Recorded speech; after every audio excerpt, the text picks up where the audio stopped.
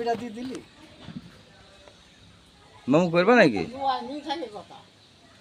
ঠিকই তো বলছে, একসাথে দুজন বেড়াইলে এক 10 টাকা 10 টাকা দিলে তা তো 20 টাকা দিয়ে নাকি। ওই ঈদের থেকে হয়েছে, ঈদের থেকে 2100 কয় টাকা গুণ্য এই খলিল ড্রাইভার বাড়িতে আমি আসে 112 টাকা কমে গেছে। তাহলে টাকা বার করে দিলে কেটে পকেট থেকে?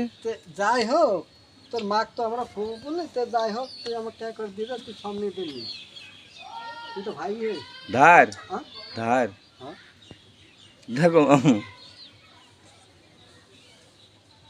আমার টাকা তুলে দিনে বলে আমি নিতে নিতে কান্দবে জানেন যে আমাকে 1 টাকা তুলে দিন লাগা।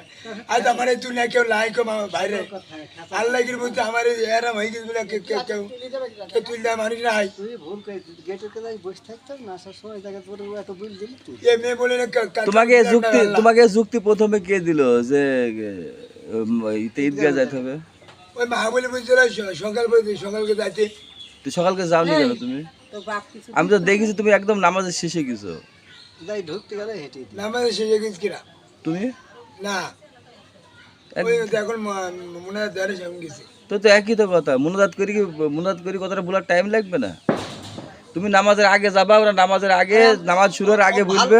ভালো মানুষ হলে দৌড়ে আসি গেটে দাঁড়াতে পারতেন, সেটা আমি বুঝি। আরে শোনেন আমার কথা শোনেন, তো কি বলছেন ওই তো তোষিম বলতে ওই সাগরকে গেটের সামনে গেল, টেকা দাও। তো সেখন তো অর্ধেক লোক বাড়িয়ে গেছে, সে তো মানুষ বাড়ানি নিয়ে ব্যস্ত।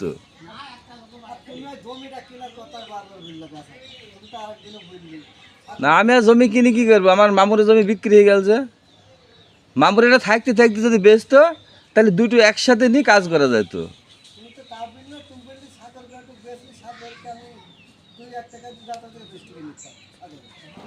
না সাগর মামুর মা আসছিল আমাকে ঢাকায় নিয়ে যাওয়ার জন্য, সাগর মামুকে। শুধু আমার যাওয়া ঢাকায় কি করছেন, ভিডিও করছেন না কি করছেন?